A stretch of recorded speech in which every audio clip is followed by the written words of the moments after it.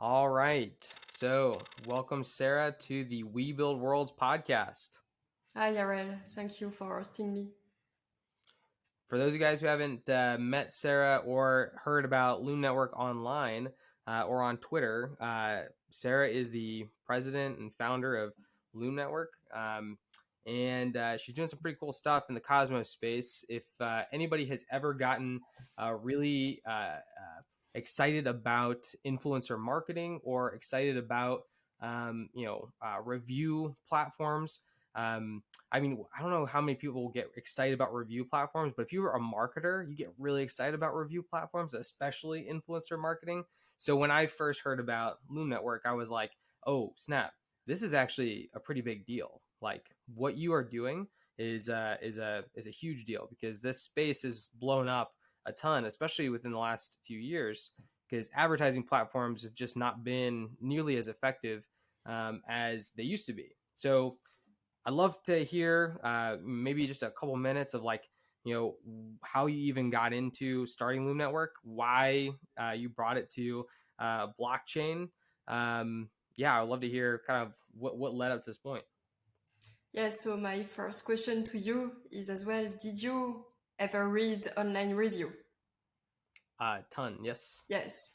And actually, 95% of customers read review before making any purchase decision. So it's when you see that reviews has a huge potential in terms of advertising, in terms of business for brands. But the thing is that there is a lack of trust more and more in the content you see on the internet, basically, because it's kind of easy to fake a review. You had some scandals about, for example, Amazon reviews recently. And if you don't have the trust in the review, then the review loses all its value.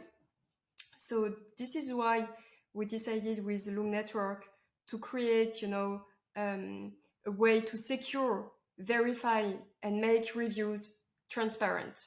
So it gave the opportunity for brands to have a decentralized network where you have all these reviews and all the review management processes that are directly on chain. Yeah, yeah. And you have a marketing background too, right? Yes, actually, I have an engineering, legal, and business background, and I've worked in digital marketing before launching before entering basically the blockchain space.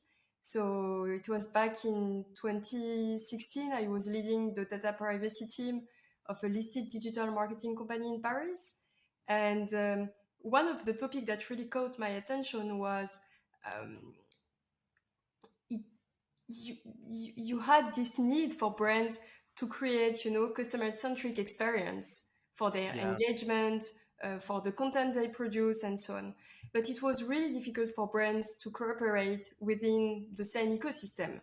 So this is how I get to blockchain. I had the opportunity to go to one of the first Ethereum conference in Paris.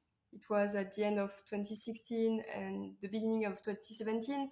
I was really deep into that idea that blockchain could help brands for consumer engagement, and I discovered the whole, small at this time blockchain ecosystem, and I was just, hooked inside Yeah. because there was this vibrant energy. It was the beginning of, all the dApps development. So people were full of idea to reinvent the way things work, to reinvent business model, to reinvent new way of consuming, of sharing, of like any digital activity. Yeah. So yeah. Yeah, it's really interesting because we've seen this like rise in lack of trust in your typical media outlets and stuff, and then more of a rising sense of trust in the peer-to-peer relational media. So whenever you have like a buddy who tells you online, like, yeah, go check out this brand, it's the only one I use. You trust that guy significantly more than you would trust, an ad that you saw. And this is just sort of like the overall like digital intelligence Mm-hmm. being lifted up, because people know that, well, this person has had a genuine experience and I can verify that, whereas somebody else probably didn't have a genuine experience. And that's why we ended up with influencers becoming like a massive part of marketing, because it feels like everything that they're doing is genuine, and the ones who do it really well actually are genuine about what it is that they're doing. But then we've had this interesting thing that's happened where it's almost like, well, influencers became way too focused on getting in money and stuff like that, and people stopped trusting even influencers much. And so now marketing is focused on micro influencers. And I Right. just recently heard nano influencer, like as a term, right? And so basically all that is literally just, hey, I'm just gonna give a review, right? Mm-hmm. And so that's where platforms like what you're doing kind of comes in, where you need the genuineness of the review, but then you also need you need the person to want to give a review in the first place. And it's really hard to get reviews from people in general. I was in e-commerce, and it's very challenging. So how are you guys addressing kind of that pull between those two different competing interests? You got the Mm. trying to incentivize people to actually give you the review, then you also have the trying to make sure it's a real, genuine review to begin with. Yeah, so actually, as you said, we are all in a way influencer. Anytime we Yeah. produce a content online, if one person reads this content, you can have an influence on this person. Yeah. So, and what you said is totally true. People are looking for authenticity. And in the area of review, authenticity is the maybe the main component to give some value to the review. There is one other component, it is the quality. When you read a review, if the review is really short, if there are no arguments, if there is no substance about the review, you learn nothing from it.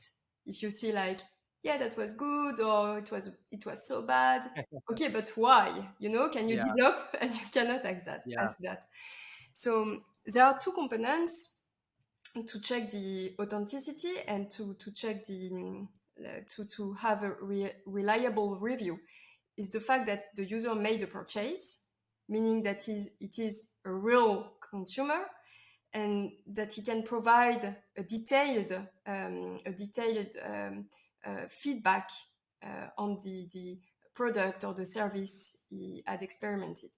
So the thing is that to have this level of detail, it's kind of tricky because it it requires some time from user, and Yes. today we don't have any time. This is the resource we all are missing, is the time.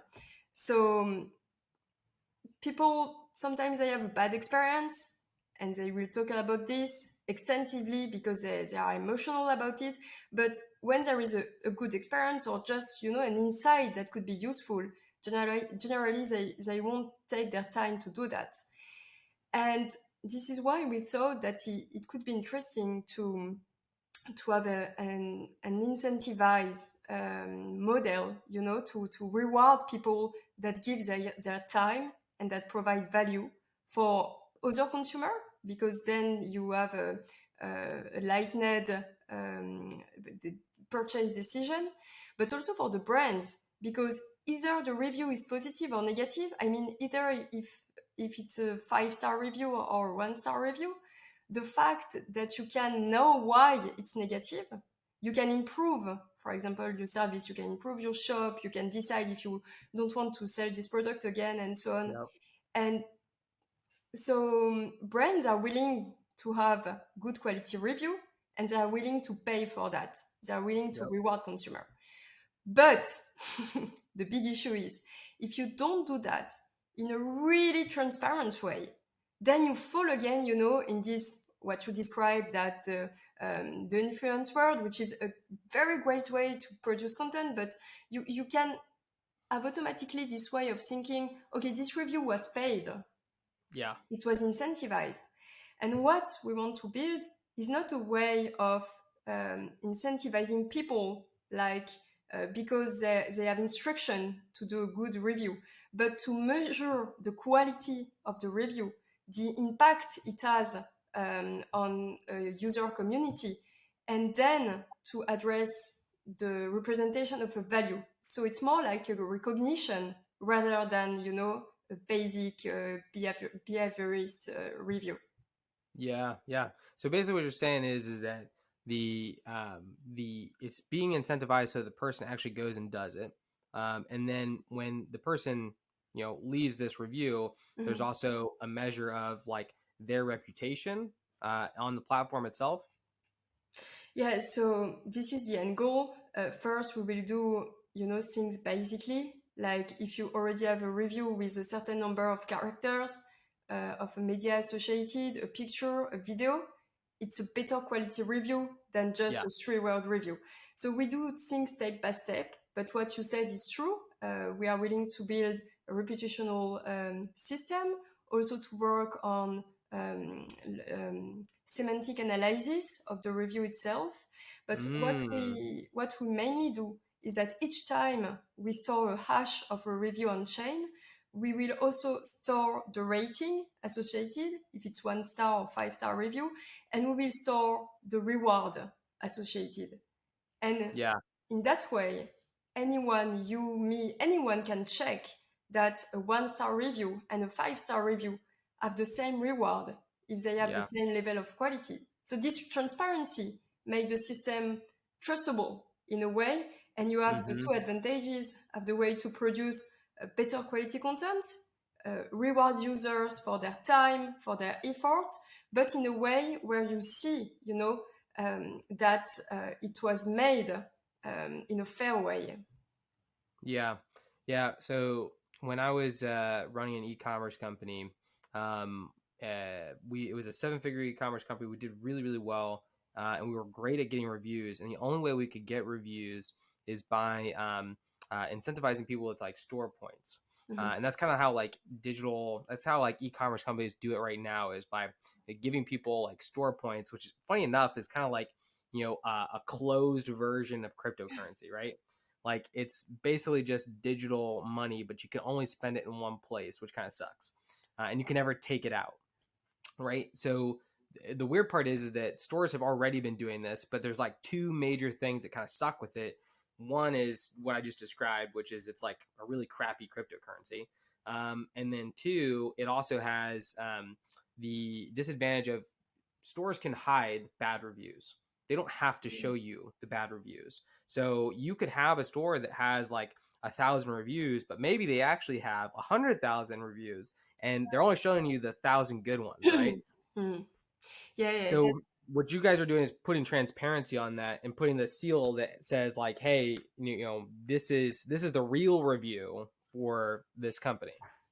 yeah. So our launch partner is called Skippers, and Skippers is an independent third party that collects review for the name of consumer, moderate and publish them.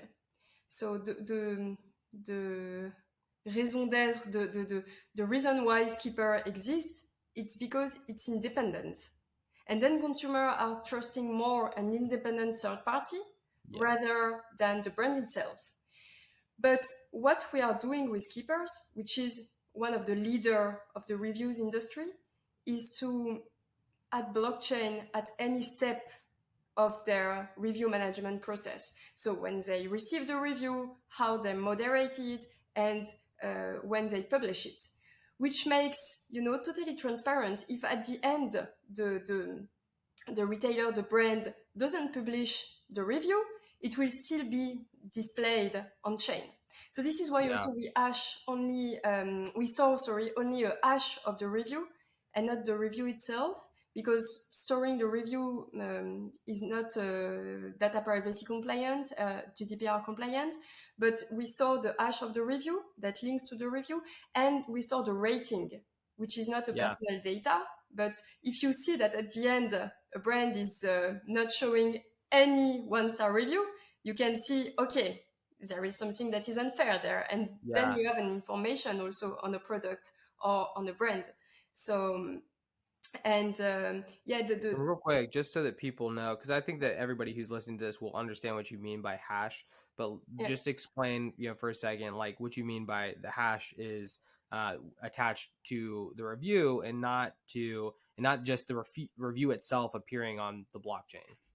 Yes, exactly. So on the blockchain will appear the rating, so the number of star, and the hash is like a way of um,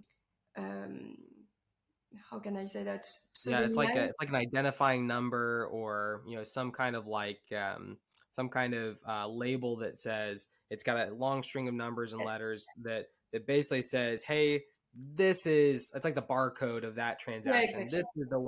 This is the transaction that occurred, and then you're saying that also the review itself is hidden, but that code is there, and you could link if you saw the Mm. code and you saw where the actual review was, Yeah, then you would actually be able to see those two things, and say like these are the same thing. But then you could also just look at you're saying the rating itself also would appear next to that yeah. that hash.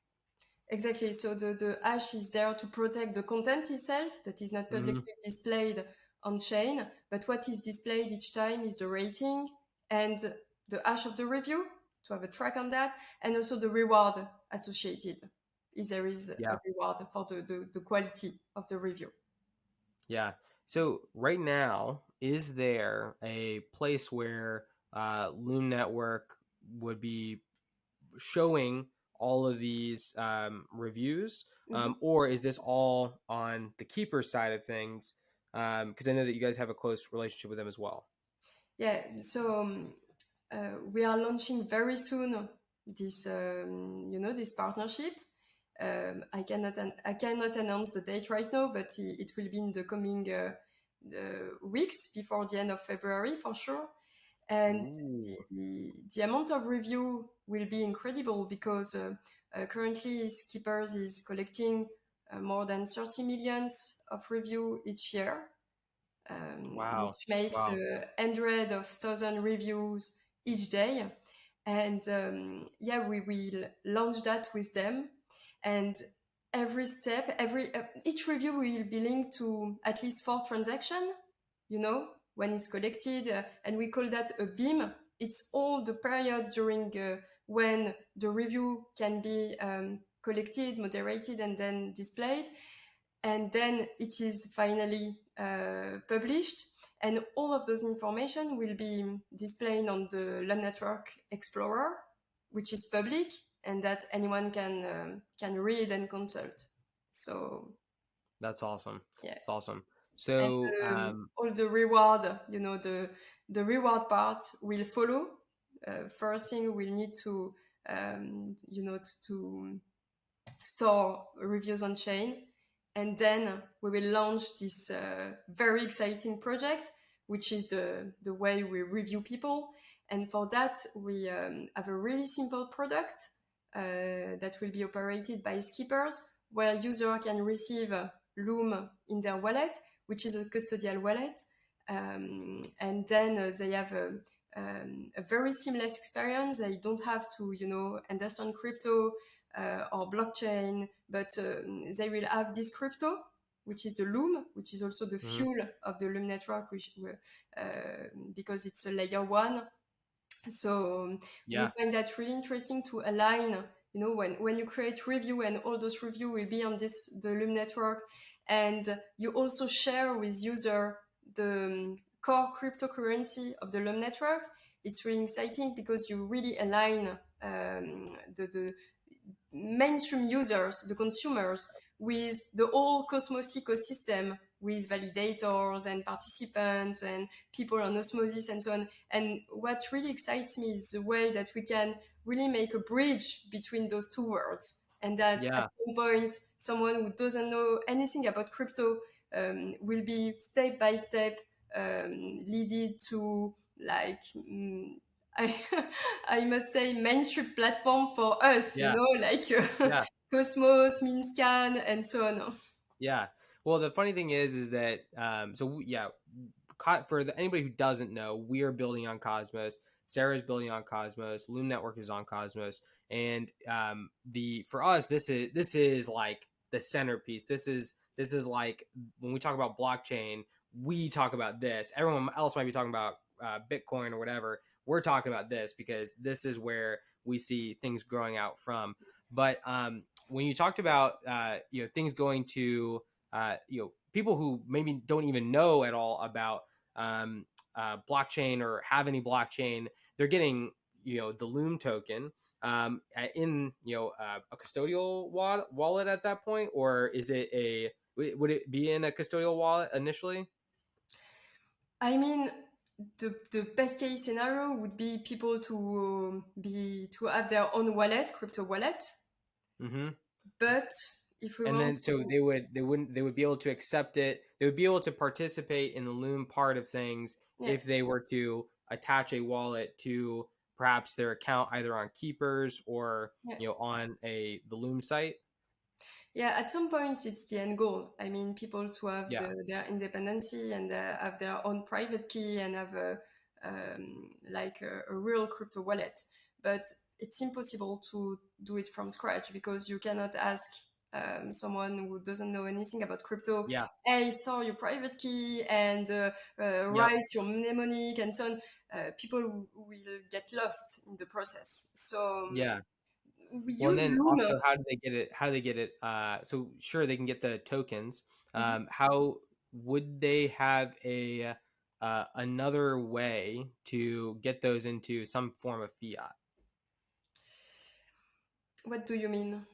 So like if like let's say that they don't know much about crypto, and Hmm. so they actually don't know to use osmosis, or they don't know Yeah. to bring it to Atom, and then use Atom to go Mm. to Yeah, yeah, either USD or to another European currency, whatever it is. How do they get it from yeah. Loom, or what do you foresee as being the educational process of like trying to get somebody to go from Loom over to Yeah, yeah. fiat currency? Got it. Yeah, so first of all, when a user reaches a certain threshold amount, which is currently $20, he Hmm. can ask directly Loom Network to convert his Loom into fiat. Ooh, Yeah. So snap. this creates a holding mechanism, because Yeah, you make about 5 review each year.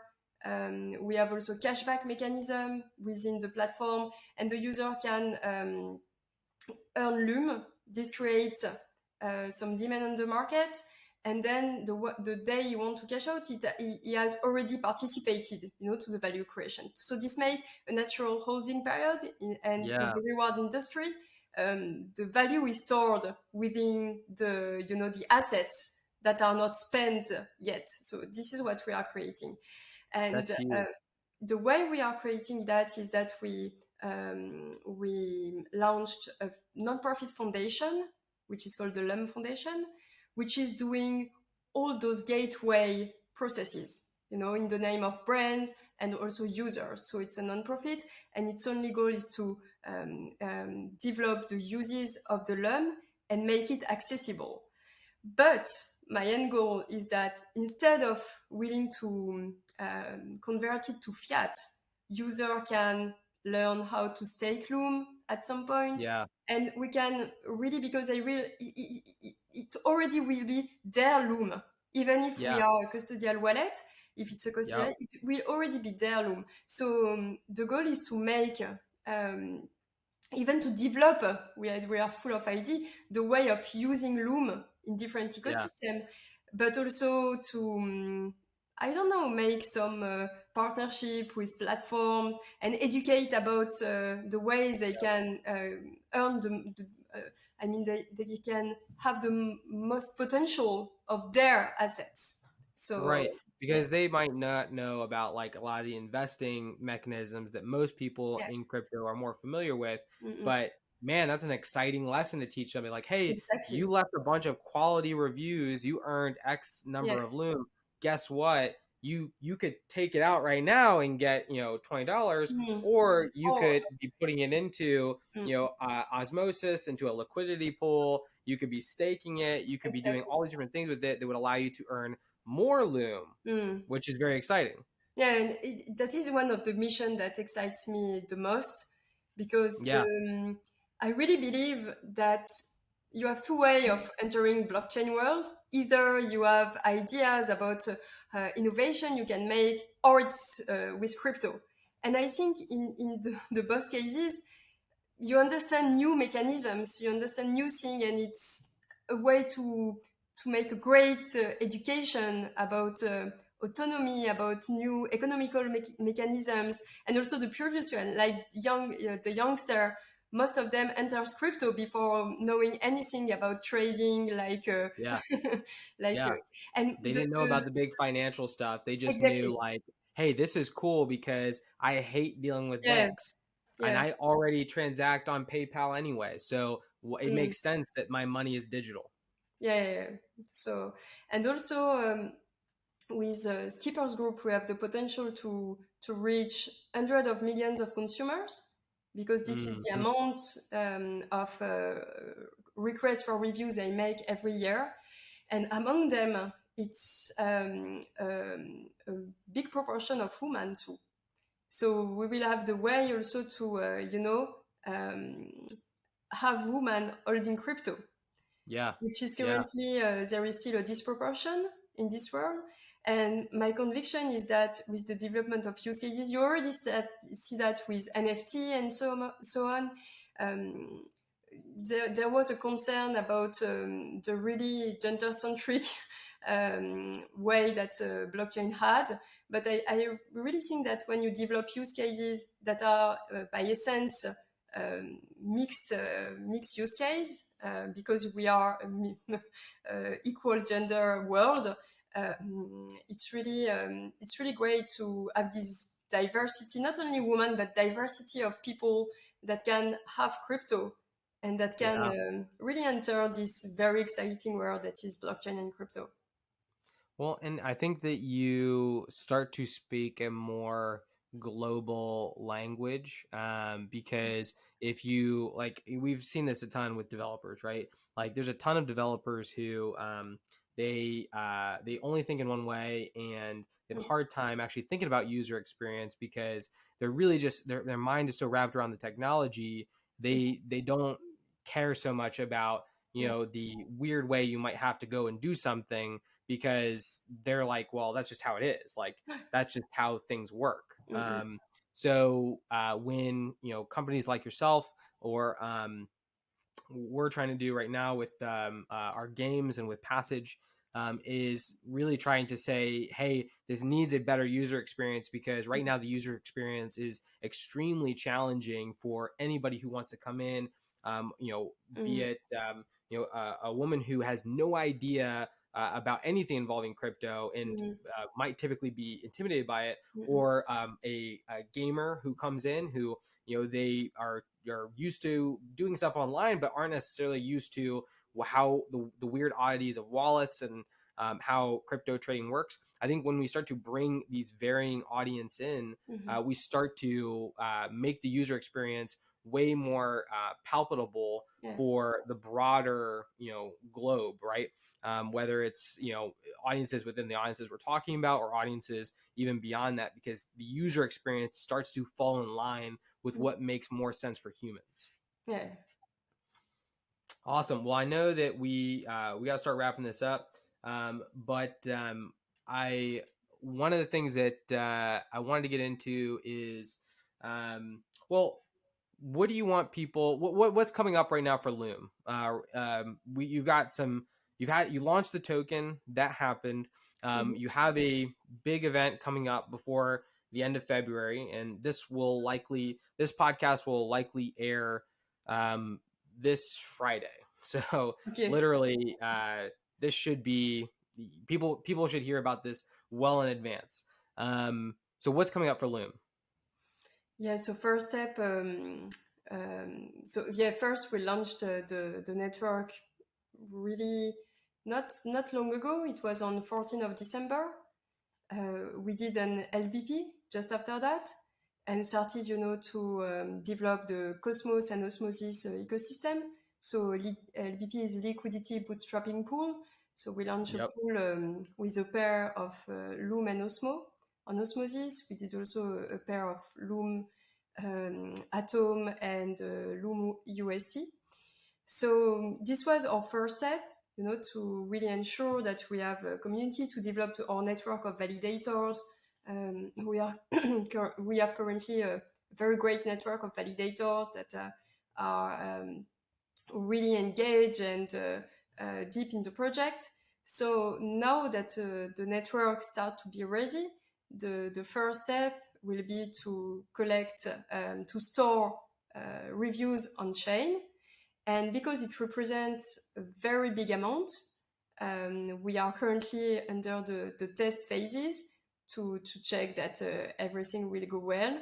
And so the day we are pushing the button, we will have, like in a week, hundreds of thousand reviews on chain. So Crazy. this will create a very big activity on the Loom network. Mm-hmm. So I cannot wait for that. And Yep.